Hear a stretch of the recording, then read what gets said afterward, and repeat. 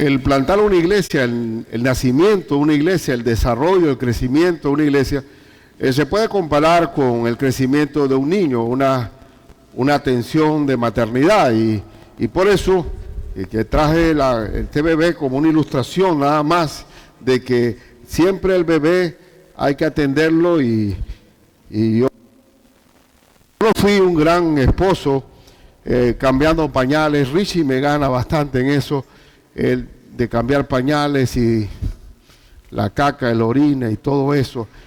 No era mi predilección. Ahí salí, yo estuve en un hogar machista que nunca vi a mi papá e imité su ejemplo. Pero ya, gracias a Dios por mis hijos que sí son ya más comprometidos con la crianza.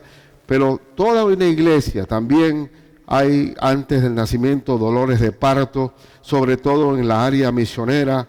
Y el libro de Hechos es un gran manual sobre lo que significa el sufrimiento de una obra misionera y también el carácter que debe tener un misionero y más aún también un pastor por las ovejas que nacen en Cristo, los niños y los bebés espirituales que vienen al redil del Señor.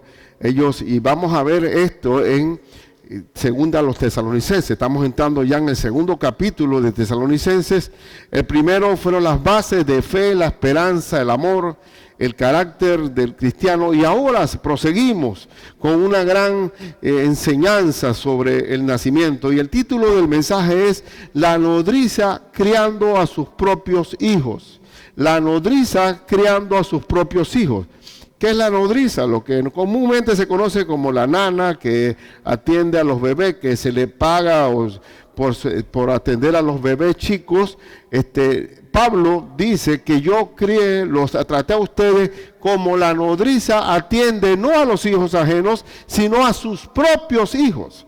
Y ese carácter de nodriza, de especializarse en la atención, es lo que hace grande a una iglesia que no es una organización, sino un organismo viviente donde Dios va sumando santos que son hijos de Dios, son ciudadanos del reino de los cielos, que también tienen dones específicos para servir en el cuerpo de Cristo.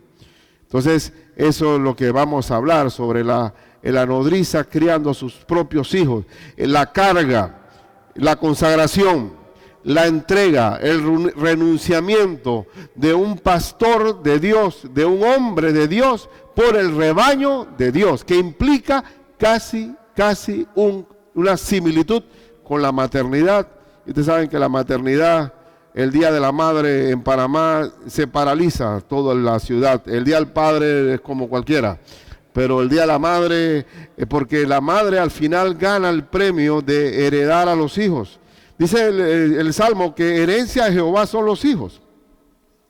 Y la madre se lleva el premio por su consagración. Es muy sacrificado, implica mucha entrega, pero al final tiene el regalo más grande, que es el afecto. Igualmente, como pastor y como rebaño de Dios, entre más uno se da a sus hijos espirituales, más amor recibe de ellos. Yo como pastor me siento extraordinariamente halagado por el rebaño de Dios que me ha correspondido atender, y estoy saboreando tantas alegrías del ministerio, porque es gracia sobre gracia, es un regalo de Dios, como la nodriza criando a sus propios hijos, la nodriza criando a sus propios hijos. Así que el tema así se titula, y vamos a ver los primeros versículos. En primer lugar, como toda iglesia, el parto, todos los partos son dolorosos. Mi esposa tuvo 3 partos, ya no sabe lo que es la palabra cesárea. Yo creo que aquí, si hacemos un censo de la iglesia, son contados los que han tenido partos. Ahora parece anormal el parto, lo normal es la cesárea, porque quieren suprimir el dolor en gran parte, porque parece que el niño todo viene volteado o enredado con el cordón umbilical, parece que es complicado. Bueno, claro que la factura al médico es distinta también, porque el parto y la cesárea es otro, con el perdón de los médicos presentes, pero es diferente. Pero todo el nacimiento de la iglesia es un parto doloroso, sobre todo en un ambiente que no conoce a Cristo. Como mi hermano Hugo, que va para allá, Hux, que va para ese sector de Indonesia. Extraordinaria exposición, muy buena. La otra hermana que estaba hablando sobre, era también Indonesia, O sea que panameños estamos, bendito Dios, con la mente abierta hacia ver con los ojos de Dios globalmente. Entonces, en primero y segundo versículo dice, porque vosotros mismos sabéis, hermanos, que nuestra visita a vosotros resultó vana. Nada en el trabajo de Dios resulta vano. Nada.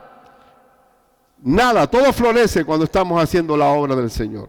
Pues habiendo antes padecido y siendo ultrajados en Filipos, y ustedes saben qué pasó en Filipos, antes de llegar a la Tesalónica, estuvo ahí en la ciudad cercana de Filipos, y sabemos muy bien la historia del carcelero de Filipos, todo lo que vivió el apóstol Pablo predicando el evangelio, que fue arrestado porque dice que predicaba cosas que iban contra Roma, contra las costumbres romanas, porque era una forma fácil de llevar a uno al cadalso o a la horca, era diciendo que era contra Roma.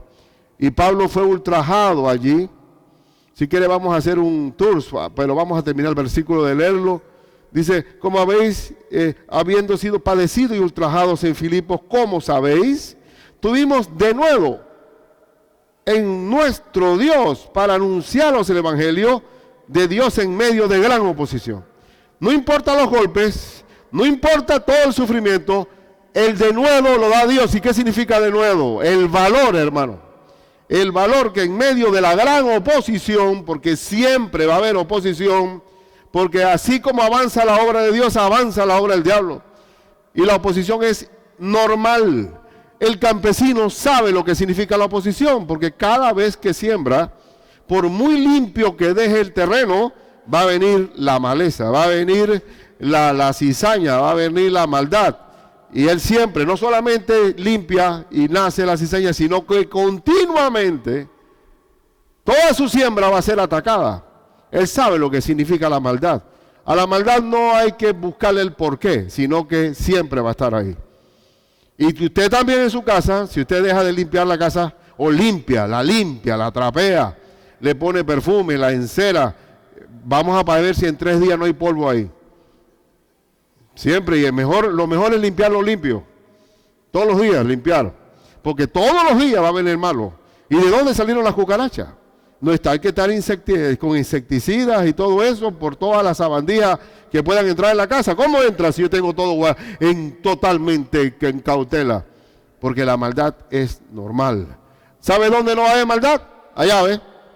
En el cielo, ahí no va a entrar malo. Pero mientras que estamos aquí, nos van a reventar los vidrios para robar una laptop. Y Dios no va a poner ahí a 2 ángeles que usted, no, róbenle a todo esto menos que este es mi siervo. No, Señor. Todavía no hemos llegado al cielo. Estamos en el mundo, y el príncipe de este mundo se llama Satanás. Entonces la oposición es normal, y vamos a hacer un tour, a ver, en Hechos 16, 22, 40, Hechos, que es el gran manual de misiones, está en Hechos. Hechos 16, versículo 22, dice, y vamos a entrar a la acción enseguida, y se agolpó el pueblo contra ellos, y los magistrados, rasgándoles las ropas, ordenaron azotarles con vara. Después de haberles azotado mucho, y en la Biblia mucho, cuando dice mucha hambre o mucha cosa, o lo que dice mucho es mucho. Acá nosotros nos complacemos con mucho menos, pero el mucho allá es mucho. Los echaron en la cárcel, mandando al carcelero que los guardase con seguridad, el cual, recibido este mandato, los metió en el calabozo de más adentro y les aseguró los pies en el cepo. Pero a medianoche, orando Pablo y Silas, se quejaron uno al otro, diciéndole Silas, ¿por qué me metiste en este lío, Pablo? No, ¿qué hicieron ellos? Cantaban himnos a Dios y los presos los oían. Cuando usted está en la peor de las pruebas, una de las grandes remedios inmediatos espiritualmente para salirse de la candela de la prueba es alabar al Señor. No importa los golpes. Encima que estaban golpeados, estaban en sí de meso inmovilizados en el cepo. Y dice, entonces sobrevino de repente un gran terremoto, de tal manera que los cimientos de la cárcel se sacudían y al instante se abrieron todas las puertas y las cadenas de todos se soltaron. Y el Señor actuó inmediatamente, porque uno en la tristeza, en el dolor, en el abatimiento, en los golpes de las pruebas, uno alaba al Señor y el Señor cuando oye eso, inmediatamente actúa. Miren qué increíble, hubo un terremoto más y dice que despertando el carcelero y viendo abiertas las puertas de la cárcel, sacó la espada y se iba a matar pensando que los presos habían huido. Mas Pablo clamó a gran voz diciendo, no te hagas ningún mal, pues todos estamos aquí. Él entonces, pidiendo luz, se precipitó adentro y temblando se postró a los pies de Pablo y de Silas, y sacándole les dijo, señores, ¿qué debo hacer para ser salvo? Ellos dijeron, cree en el Señor Jesucristo y serás salvo tú y tu casa. Y está Pablo comenzando esta obra en Filipos, donde la primera convertida es una vendedora de púrpura, una llamada Lidia, y el segundo miembro de la iglesia es el carcelero. Y por eso yo me pongo a pensar, siempre va a haber oposición. El creyente no se amilana y no se acobarda. Y dice Pablo en el texto de Tesalonicenses que estamos viendo, es que dice que Dios le mantuvo el denuedo. El denuedo estuvo allí. Pues habiendo padecido y sido ultrajados en Filipos, como sabéis, tuvimos ¿qué? Denuedo. ¿Y qué significa la palabra denuedo? Valor, valentía. La valentía la da Dios. Hay personas que se sienten muy seguras de sí mismas. Tienen una autoconfianza porque leen libros de motivación y de autoayuda. Tienes que ponerte un clavel, mírate al espejo y di, hoy va a ser el gran día mío. Hoy voy a vender, si soy vendedor voy a vender más que nunca. Y voy a estar, y mi carisma y mi personalidad. Y me voy a poner una buena ropa, que todo combine perfectamente. Y si es mujer me voy a poner los zancos más largos para verme mucho más alta. Y resulta que ese tipo de impresión de autoayuda, cuando vienen los golpes de la vida, eso es una mantequilla, hermano. Se derrite rápidamente frente al sol. Pero los que esperan en Dios son los que tienen valor. Porque una de las cualidades del Espíritu Santo es el dominio propio. ¿Qué significa dominio propio en la Biblia? Templanza. Ninguna emoción. Porque si estamos sin Cristo, pasamos del 15 años que estamos cantando al día siguiente que me choqué con el carro y quedé destruido. Y bailamos de alegría a tristeza y es una ola y anda en el mar, pero los que esperan en Jehová tendrán nuevas fuerzas. Correrán y no se cansarán, caminarán y no se fatigarán. Seremos como los jóvenes, dice, ni aún los jóvenes, dice Pablo, porque los jóvenes corren y se cansan, pero los que esperan en Jehová tendrán nuevas fuerzas y levantarán vuelo como las águilas. El apóstol está totalmente con Silas, golpeado, abatido y al día siguiente, porque él después, el carcelero les dice, miren, dicen los alguaciles que se pueden ir para su casa, que ya levantaron los cargos. Digo, no, señor, que vengan los magistrados aquí a la cárcel y me digan a mí que yo soy ciudadano romano, que en ese tiempo era ser como United States, ciudadano americano, que por qué fuimos ultrajados teniendo nosotros derechos. Dice que tuvieron miedo. Entonces los que quedaron intimidados fueron ellos. Y siempre digo, cuando estamos los que esperan en Jehová, tendremos nueva fuerza y el denuedo lo da Dios. Y no importa, y entre más dice la Biblia, dice el apóstol Pablo, que aun cuando los golpes sean duros, dice Pablo que si usted ve el capítulo 11 de 1 Corintios, que es un catálogo de dolor, peligro de esto, peligro del otro, peligro del otro, peligro del otro, que Pablo no podía cotizar en ninguna compañía de seguro porque estaba muy arriesgada esa vida de él. Y encima de eso, Dios permitió que hubiera un aguijón en su carne que lo abofeteaba, un mensajero de Satanás que lo golpeaba. Y dice el Señor, y él dice que oró 3 veces, y el Señor le dijo, no, no y no, porque bástate mi gracia, porque mi poder se perfecciona en tu debilidad. Cuando más débil estás, es cuando mi poder se agiganta en ti. Yo quisiera ser como Pablo, oró 3 veces, nada más yo a veces oro por por una causa 50,000 y no aprendo a decir no, ¿cuántas veces quiere que te diga? Hay muchos que rechazamos los aguijones, peleamos con los aguijones, no queremos los aguijones. Si hay un marido abusivo, que se muera, Señor, no. Que si hay un hijo enfermo, que no, ya está duro, mejor es que que se vaya el problema, que la vida sin estrés. Eso es lo que es mi aspiración, 0 estrés. Esa es la plenitud de la felicidad. Falso. La vida es aprender de la oposición.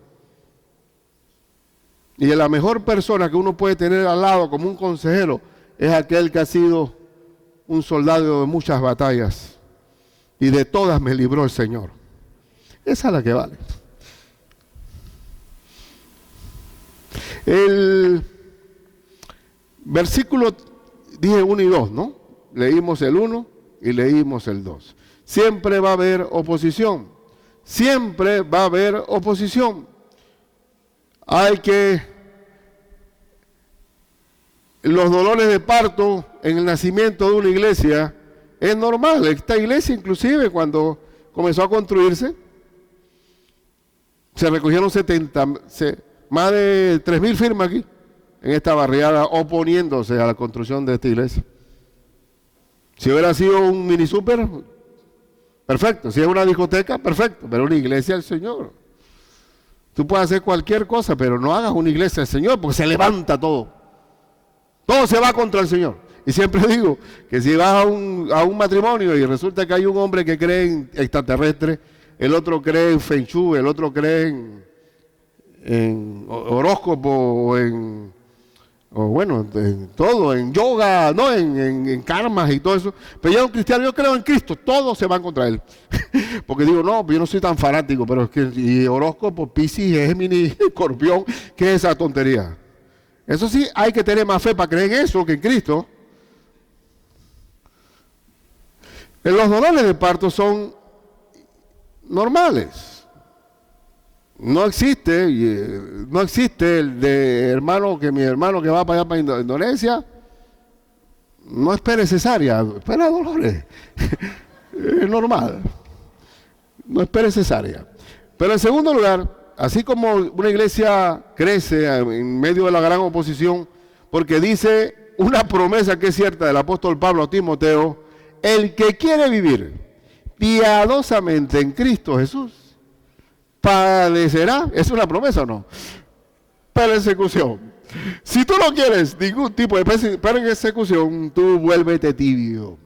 Cuando estás en el mundo eres mundano, cuando estás en la iglesia eres cristiano. Ahí el diablo dice, así me gusta que estés. En ese estado ahí, de vómito, de vomitivo. Te vomitaré de mi boca. Ese es el estado que me gusta. Pero si quieres vivir piadosamente en Cristo Jesús, padecerás persecución. ¿Eso asusta? No, no asusta. ¿Por qué no debe asustarnos la oposición? Porque dijo Cristo clarito. El Señor de las palabras de Cristo dijo, y esta es la condenación. Que el Hijo del Hombre vino a este mundo, que la luz vino a este mundo, y los hombres amaron más las tinieblas que la luz, porque sus obras eran malas. Miren, yo ahí estaba, vamos a decir, yo mismo participé de ser oposición. Estaba mi casa aquí y había un vecino aquí al frente. Eran 4 hermanos, nosotros éramos 5 de este lado. Y se convierten al Señor 2, después 3 y quedó 1. Y nosotros los que estábamos aquí, le decíamos, no te dejes lavar el cerebro, cuídate de esos locos. ¿Qué te pasa? No caigas. Y nosotros éramos los 4 diciéndole al otro, ey, no vayas para allá, no vayas, no. Porque ya no jugábamos, sino que cada vez que iba, no, están en la iglesia, no, están en campamento, no están. Entonces perdimos los amiguitos porque estaban ya en otro lado. Entonces uno mismo, sin darse cuenta, uno le tira la piedra al techo de la iglesia. Así que es normal que eso ocurra. Yo quiero que lo vean de esa manera. Segundo lugar, en el nacimiento de un niño, ya nació el niño. ¿Qué le damos al niño cuando nace? ¿Qué le damos? Leche, pero resulta que la mejor leche, ¿cuál es? La materna. No existe fórmula química que pueda igualar a la leche materna. Ahora hay problemas también ahora para que las mujeres den leche. Y entonces existen productos que quieren asemejarse a la leche, pero no lograrán ese cometido. Igualmente, en el crecimiento de una iglesia, la leche pura la da la palabra de Dios. Y vamos a ver este asunto, como el apóstol Pablo lo ilustra en versículos 3 al 6. Solamente vamos a ver hasta el 12, por si acaso quiere buscar un límite de espera.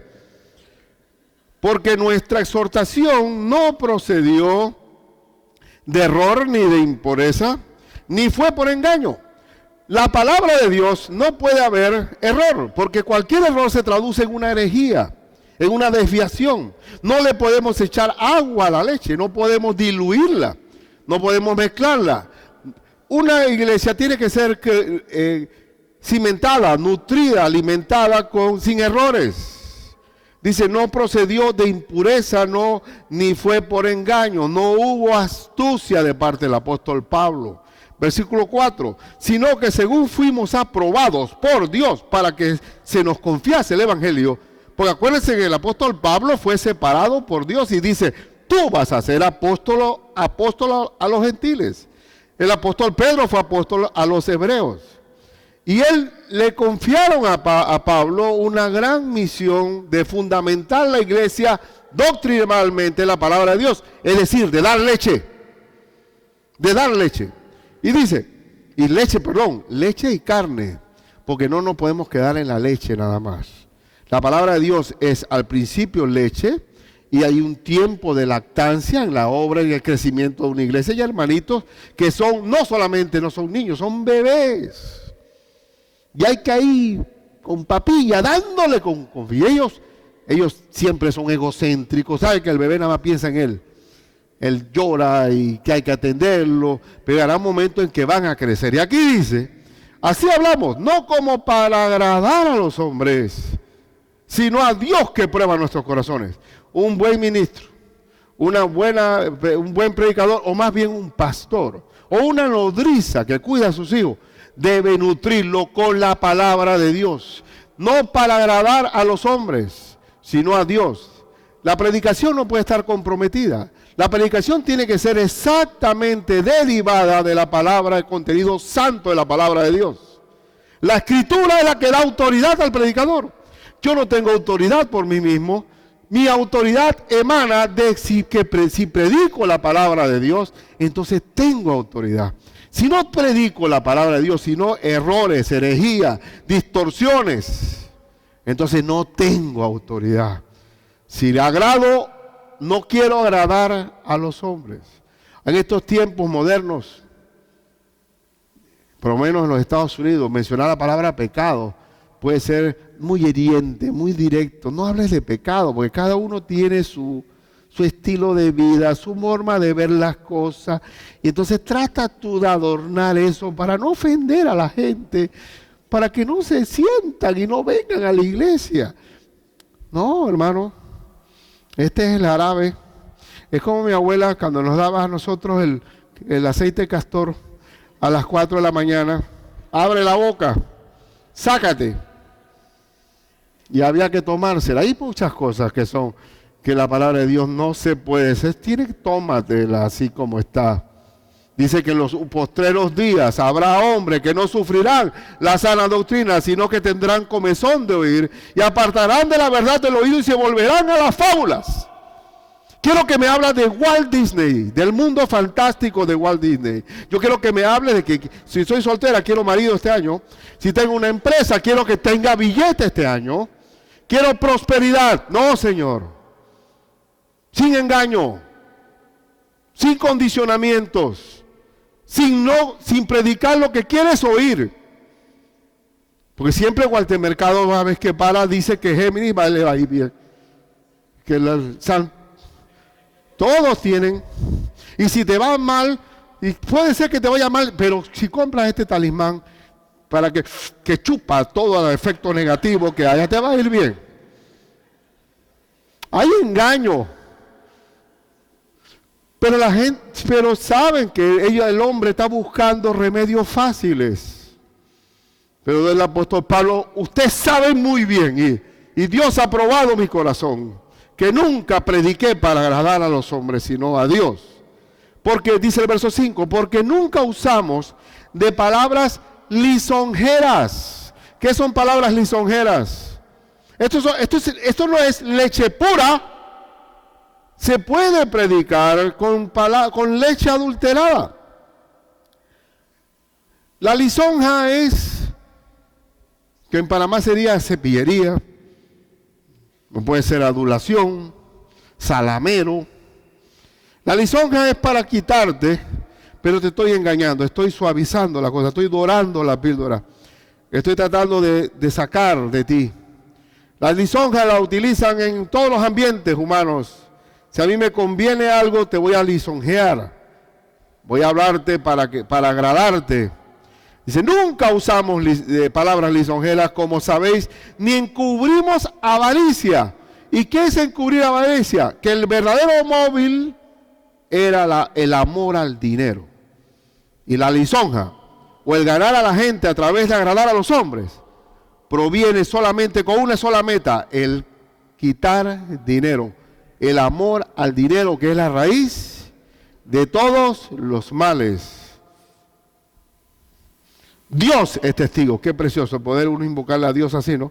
Dios es mi testigo. Dios es mi testigo. Dice el verso 6, ni buscamos gloria de los hombres. No me interesa que mi nombre sea el que aparezca en las marquesinas o en las luces luminosas. Mi nombre no debe ser sino el nombre de ¿quién? De Jesucristo. Una persona llena del Espíritu Santo glorifica a Cristo. Cristo es el centro, el motor, el dínamo, la mayor gloria, la honra, la alabanza, todo está enfocado a Dios, a Cristo. Cuando una persona sea lo que haga, dice la Biblia, que todo lo que hagáis, sea de palabra o de hecho, hacerlo todo en el nombre de Cristo. Hacerlo todo para la gloria de Dios. No me interesa ni la gloria de los hombres. Dice, ni la gloria de los hombres. No, como dice el texto, no buscamos,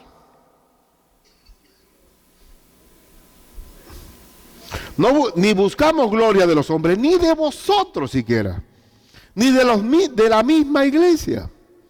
Aunque podíamos seros cargas como apóstol de Cristo. Y esto de la carga lo vamos a referir más adelante, porque se refiere a que él tenía también derecho a ser sostenido plenamente por la iglesia. Dice la Biblia que el que predica del Evangelio, que viva del Evangelio. No hay ninguna pecaminosidad en eso. Él no embozarás al buey que trilla. El laborero es digno de su salario. No hay ningún problema en eso. Pero como él estaba como apóstol, él quería dar un ejemplo, ser una vida tan ejemplar, que él toda la vida trabajó haciendo tiendas. Y dice, yo puedo, aunque podíamos seros carga como apóstol. Entonces, ¿qué es lo que queremos establecer como en segunda pauta para ser una buena nodriza que cría a sus propios hijos? Los partos son dolorosos, pero la leche espiritual no adulterada tiene que ser parte de la nutrición diaria. Y esto está corroborado en 1 Pedro, capítulo 2, versículo 1 al 3. 1 Pedro dice lo siguiente. Capítulo 2, versículo 1 al 3. Desechando pues toda avaricia, toda malicia, todo engaño, hipocresía, envidias y todas las distracciones, desead. Hermano, así como el niño llora para que le den leche, nosotros también tenemos que clamar por desear como niños recién nacidos, la leche espiritual no adulterada, es leche pura. Eso no es una leche mentirosa, no, para que por ella que crezcáis para salvación. ¿Quién es la que permite crecerlo a uno? La palabra de Dios. No es el predicador. No, señor. No es que tengamos una buena música. Lo que hace crecer a un hijo de Dios es la palabra. No adulterada, la leche espiritual no adulterada, que es la palabra de Dios.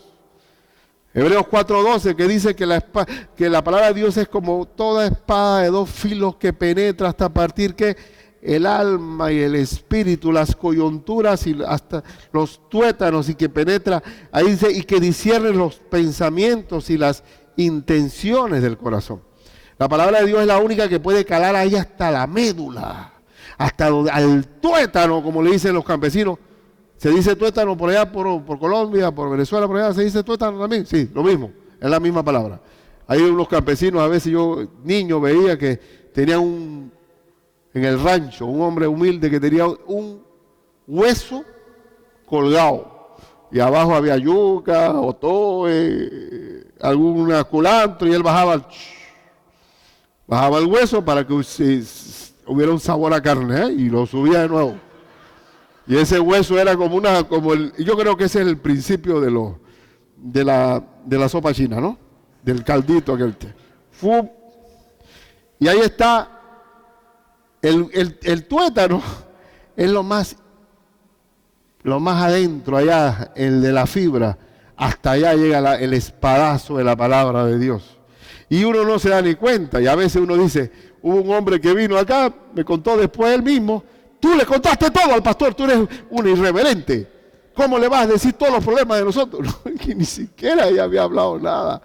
Pero la palabra de Dios toca y puntea hasta el fondo. Y por eso que hay que enseñar.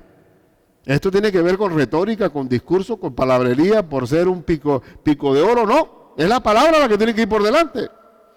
Y por eso que dice Pablo, y dice el apóstol Pedro, que deseemos la leche espiritual no adulterada para que pueda haya ¿qué? Crecimiento. Porque si no hay leche buena, pura, ¿cómo crece el niño? Anémico, no crece. No crece.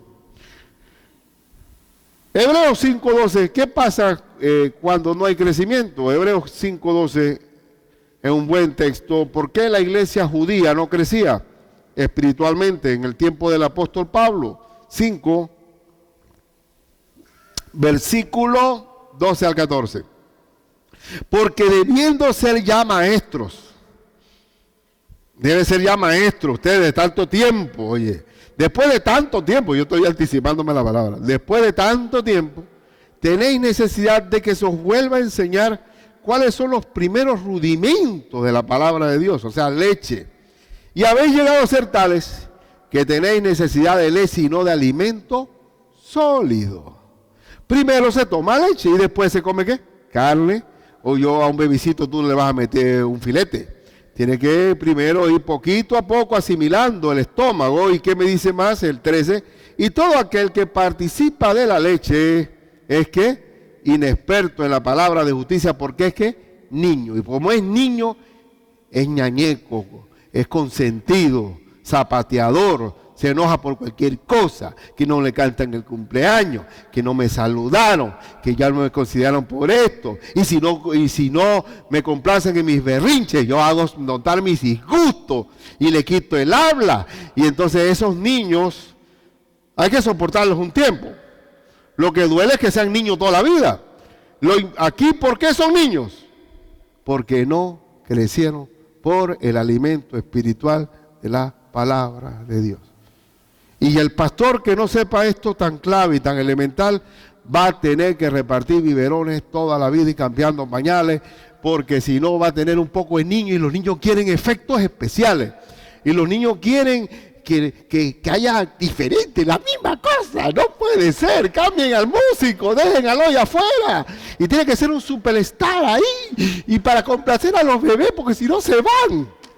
Y lo dice el apóstol Pablo, que dice que si no crecen, serán llevados por cualquier viento de doctrina, porque son niños fluctuantes, como una cometa. Fuf, fuf, fuf. Y de repente de cristiano a mormón. Qué cosa más bárbara.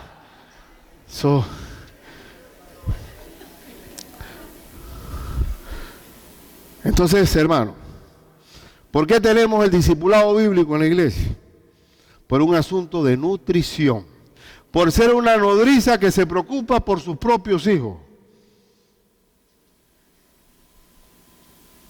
Y pues sencillamente para tener una iglesia donde mutuamente nos apoyemos unos a los otros, porque la iglesia de Cristo es interdependiente. Y si no crecen, está bien, se soportan a los niños, porque siempre va a haber bebés espirituales, siempre, siempre. En un hormiguero existen en las hormigas unas hormigas que se llaman nodrizas, que están cambiando los huevos todo el día. Cuando hace mucho sol, lo bajan al hueco más abajo para que no se calienten demasiado. Y cuando hace frío, lo suben buscando el sol. Todo el día, atendiendo a los huevecitos. ¿Y cómo se llaman? Nodrizas. Nodrizas, esa división en las hormigas. Entonces, en tercer lugar, del 7 al 8, es importante, sobre todo el parto, es doloroso. Todas las mamás les duele, pero después le ponen el niño al lado y ya se le fue el dolor. Y cuando le dan leche, el niño comienza a crecer. Pero hay algo que es importante, que es la ternura. La ternura es una dicha. Es una dicha. Yo a veces pienso que yo necesito a veces dormir, yo me duermo escuchando mensajes. Me tengo que dormir escuchando algo. Si estoy viendo una noticia, a veces no termino y ya estoy dormido. No sé, si comienzo alguna película que veo que tiene interés, no sé cómo termina. Me duermo rápido. Pero yo pienso que me duermo rápido porque mi mamá, dice ella que yo era el primero y era muy llorón. Y como era el primero y era primeriza ella dice que era mecer y cantar. Mecer y cantar. Y yo tengo una hamaca ahí, me meso, y hoy tengo que escuchar a alguien al lado. Porque esa es la práctica, ¿no? Como cosas que se van, uno a veces, las malamañas de uno tienen un porqué, ¿no? Pero lo importante de un apostolado, de una misión, de un pastorado, es la ternura. No puede haber allá un organizador, un gerente empresarial para administrar la iglesia de Cristo. La ternura es importante y miren qué palabras más bonitas tiene el apóstol Pablo con relación a la ternura, versículos 7 y 8. Antes fuimos tiernos entre vosotros como la nodriza que cuida con ternura a sus propios hijos. La nodriza, de por sí, el trabajo de ella es experta atendiendo niños pequeños, pero es la nodriza atendiendo a sus propios hijos. La ternura es doble. El verso 8, tan grande es nuestro afecto por vosotros que hubiéramos querido entregaros no solo el Evangelio de Dios, sino también nuestras propias vidas, porque habéis llegado a sernos muy queridos. El lubricante, el aceite sigue siendo el amor. La ternura, el amor es el que hace que todo funcione. Dígame si una mamá preocupada por los hijos no tiene inclusive a veces mucho más rapidez para diagnosticar un problema que cualquier experto. Porque el amor hace que uno no falle. Si uno hace cualquier cosa y la hace con amor, le sale bien. Si usted se pone ahora muy organizadora para quedar bien con la gente, le sale mal. Porque no lo está haciendo por amor a la persona que viene, sino para quedar bien.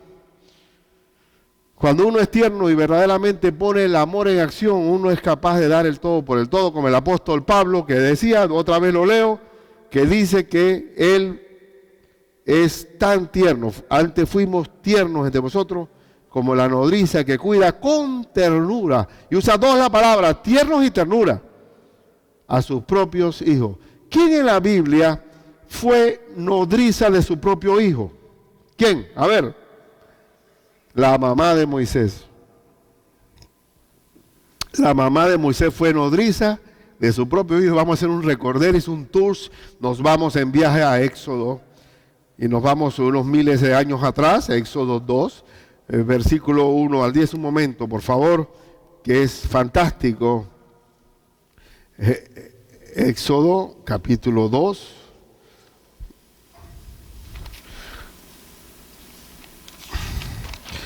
Un varón de la familia de Leví que fue y tomó por mujer a una hija de Leví, la que concibió y dio a luz un hijo. Y viéndole que era hermoso, le tuvo escondido 3 meses. La orden del faraón era matar a todo niño varón. Y eso es increíble. Por ejemplo, en la China existe una norma, Tommy, que solamente puede tener ¿cuántos hijos? Uno nada más. ¿Qué ha pasado? ¿Puede haber 2, Melissa, si se hace la primera niña? Puede haber 2. Pero uno puede, esto no es fábula. En nuestra historia moderna existe el ejemplo de la China. Pero no pudiendo ocultarle más tiempo, tomó una arquilla de juncos y la calafateó con asfalto y brea. Miren cómo es una madre, se vuelve hasta, ¿cómo se llama esto? Cuando hacen barco,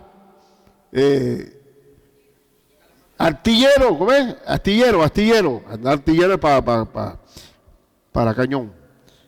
Dice que ella, que tremendo esta madre, ¿no? Tomó una arquilla de juncos y la calafateó. Yo me acuerdo de mi mamá, que también era carpintera, plomera, no, hacía una ropa. Mamá, tengo que salir de pirata mañana en una verbena. Y que hasta ahora me lo dice, hijo.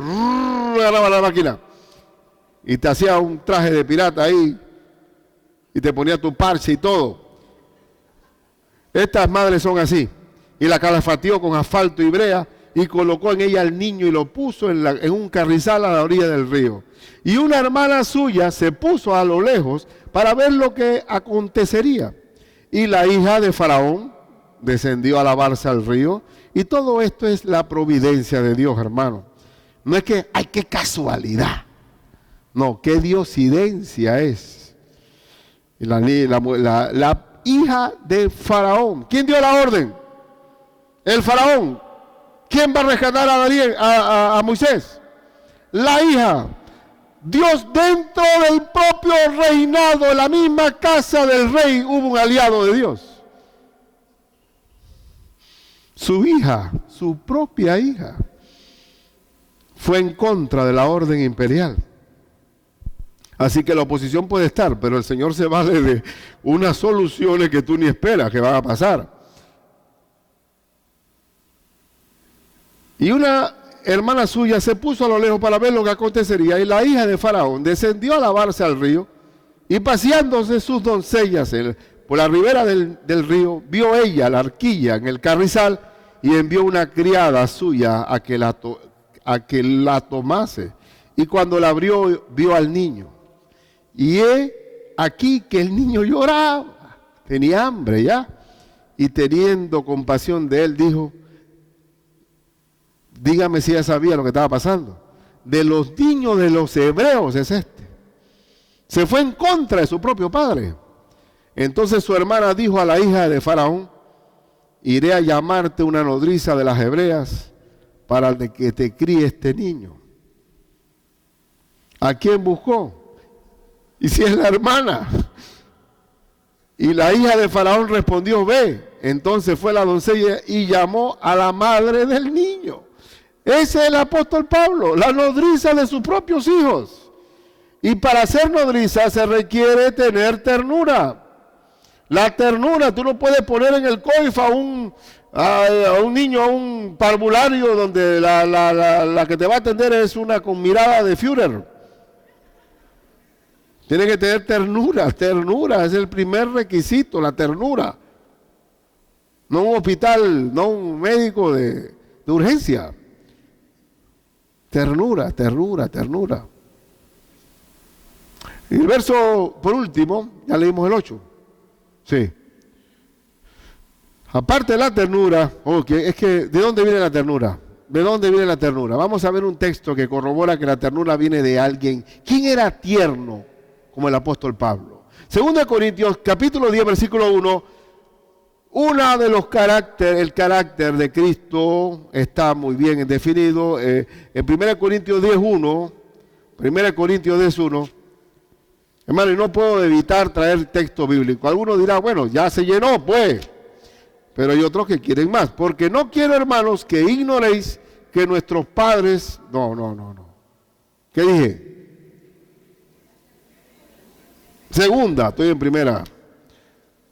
2 Corintios 10:1. Yo, Pablo, ruego por la mansedumbre y ternura de ¿quién? De Cristo. Yo que estando presente, ciertamente soy humilde entre vosotros, mas ausente soy osado para con vosotros. Y él se está refiriendo aquí que el apóstol cuando estaba presente era un hombre tierno, pero cuando escribía fuerte, osado. Pero él, lo que no entienden por qué le dicen osado al pastor, al apóstol, cuando esta iglesia estaba llena de tantos problemas que tenía que sacar el apóstol Pablo la correa.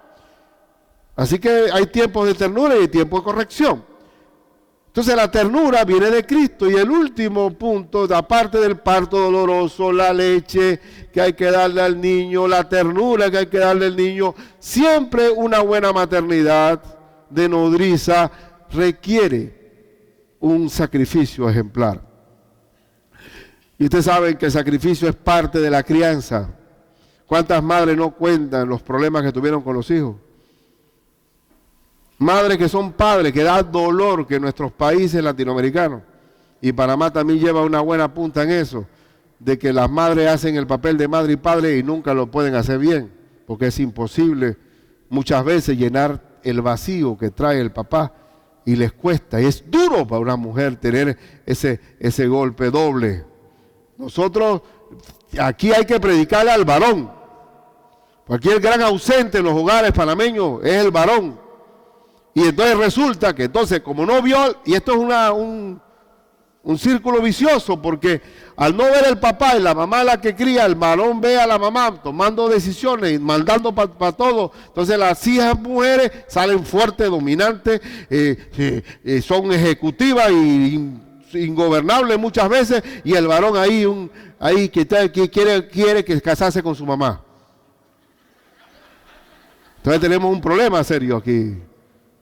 Hay que predicarle al varón, porque Satanás se ha reído de la familia. Se ha reído. Yo, gracias a Dios tuve a papá y oye, qué lío. No es lo mismo. Mi mamá nada más miraba, nada más. Quieto todo el mundo en home. Nadie se movía las almohadillas. Mi papá hacía una mirada.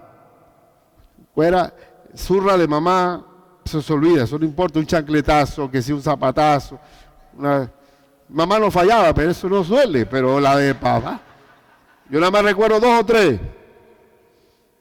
Yo recuerdo la de mi papá. Fueron 2 nada más o 3, nada más. Inolvidable. Inolvidable. Pero yo te digo una cosa, ¿cómo sufre la mujer con el doble rol? Sufre. Es un sacrificio ejemplar. Así que yo amonesto a los hijos que le mandan una tarjeta a la mamá el día de la madre. Mami, perdóname por todo lo mal que te he tratado este año, pero en el fondo de mi corazón te amo. No vengas con ese cuento. Aprende a respetar y a someterte a tu madre porque está haciéndolo duro. Es un sacrificio duro. Duro. Igualmente en la formación de una iglesia hay que tener un sacrificio ejemplar. Y aquí terminamos el versículo 9 al 12. Porque os acordáis, hermanos, de nuestro trabajo y fatiga. Dígame, ¿cuántas madres nodrizas de sus propios hijos no trabajan duramente? Yo recuerdo bien en mi secundaria había una señora que vendía empanadas. Ella se ponía ahí en los recreos y todas las empanadas las vendía rara. Pero yo no sabía que el hijo era compañero mío del salón. Y el que mejor vestía era él. Pero él no decía que la mamá era la que vendía las empanadas. Pero un día lo casé. ¡Dame mi plata! Se disgustaba y ella orgullosa ver al hijo con su melena. En ese tiempo era la melena, ¿no? Y su basta ancha y su herbilla grande Siempre la última moda. Pero no puede haber sacrificio si no hay un ejemplo y también corrección y disciplina. Y aquí estaba viendo a la mamá. ¿Os acordáis, hermanos, de nuestro trabajo y fatiga, cómo trabajando de noche y de día para no ser gravoso a ninguno de vosotros, porque él no estaba para sacarle plata a nadie, os predicamos el Evangelio de Dios? No hubo aprovechamiento económico, en ninguna forma, porque este hombre, hermanos, es un hombre de Dios. Quería un ejemplo de valerse por sí mismo, porque eran gente muy infantil en esa época y decían como en estos tiempos. Vamos al 10. Vosotros sois testigos, y Dios también, de cuán santa, justa e irreprensiblemente nos comportamos con vosotros los creyentes. El apóstol tuvo un comportamiento ejemplar. No fue carga para nadie. Versículo 11. Así como también sabéis de qué modo, como el Padre a sus hijos, exhortábamos y consolábamos a cada uno de vosotros. Sacrificio, pero con exhortación, con consolación, con enseñanza, con amonestación. Porque nosotros no tenemos que estar, y es la parte de la crianza, es un sacrificio, es cierto que es un sacrificio. Hay que desvelarse por mantener la casa, pero nunca echemos a un lado la gran responsabilidad de orientar a nuestros hijos. Eso no lo va a hacer en la universidad. Tenemos que hacerlo nosotros, hermano. Porque tenemos el dicho por ahí que he escuchado: ay, yo quiero que darle a mis hijos todo, porque yo nunca tuve nada. A mí me daban un juguete de vez en cuando y a mis hijos les doy todo para que ellos no pasen el páramo que yo pasé. Entonces trabaja mujer y trabaja hombre, y al niño de vez en cuando lo ven y él está, pero tan contento porque tienen el último juego de video, ahí el plasma grandotote de high definition y tonterías de esas. Pero no hay orientación. Vas a crear un monstruo lo que vas a tener tú como criado, al que no tenga lo que yo no tuve. Si no hay sacrificio, tiene que haber sacrificio, pero no para tener un estatus que es pura apariencia y vanidad, sin saber qué es lo que está entrando por el internet. Por favor, hermano, poco de cosas que no llevan a nada, gente que no tiene, no sé qué tienen en la cabeza, aserrín. Piensa que son por lo que tienen o por lo que aparentan, pero por dentro no hay nada. Nosotros como padres tenemos que tener la responsabilidad de formar a nuestros hijos, hermanos. Yo no recuerdo cómo era el color de mis muebles. Yo recuerdo solo los consejos y los regaños de mi papá y de mi mamá. Pero nosotros no, estamos enfocados en lo aparente nada más. Yo estoy contento por mi nieto varón que me dio Richie, gracias a Dios. Los Fernández no se van a extinguir. Y somos la mitad del directorio.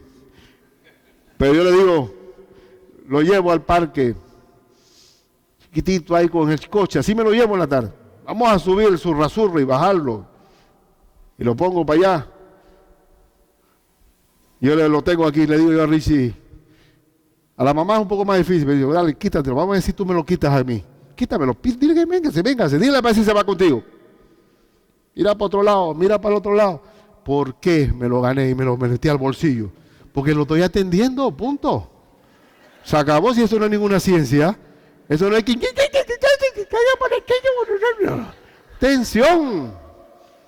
Atención. Y los hijos necesitan tiempo, que tiene que ponerle una nana. Atiéndelo, porque esa no sabe con qué maleantería lo da. Después preguntas, ¿de dónde salió ese chiquillo? Si nunca te vio. ¿De dónde salió? Así como los padres a los hijos los exhortábamos y los consolábamos a cada uno de ustedes. Y os encargábamos que anduviesen como es digno de Dios, que os llamó a su reino y gloria. ¿Cómo educa un ministro, un pastor, un misionero a los que siguen, a los seguidores de Cristo? Como es digno de un hijo de Dios. Así como la mamá que le hace un escáner al hijo cuando va a salir. Mira, peínate por acá, métete la camisa. Y si es hombre, párate como hombre. Y si le hace un escáner al hijo. Nosotros formamos para que ellos sean dignos de Dios. Tal palo, tal astilla. Nosotros tenemos que comportarnos con la dignidad de hijos de Dios, porque lo somos. Y si lo somos, tenemos que asemejarnos a Dios. Y esa es la gran responsabilidad que tenemos. Y solamente un paréntesis para no dejarlo así suelto. Y viene la cena, el Señor se me pasó. Que el apóstol Pablo dice que él dio el ejemplo del trabajo, que él trabajaba de día y de noche para no ser gravoso a nadie. Y ustedes si lee, cuando veamos segunda de Tesalonicenses, y no me voy a adelantar, él dice, no quiero que anden desordenadamente como algunos, que andan sin hacer, no haciendo nada, entremetiéndose en lo ajeno, y no están trabajando. Y que el que trabaja, el que no trabaja, que tampoco coma. Y él dio el ejemplo con su propio trabajo. Y usted sabe bien como pastor que si aquí están recogiendo sillas o estamos haciendo un trabajo, yo cojo mi trapeador y cojo mi escoba, porque yo no soy el niño lindo de aquí. Porque el que quiere ser primero en el reino de Dios tiene que ser ¿qué? Siervo de todos. Vamos a orar en el nombre de Cristo, porque se nos va el tiempo. Tenía una aplicación, pero ya es demasiado.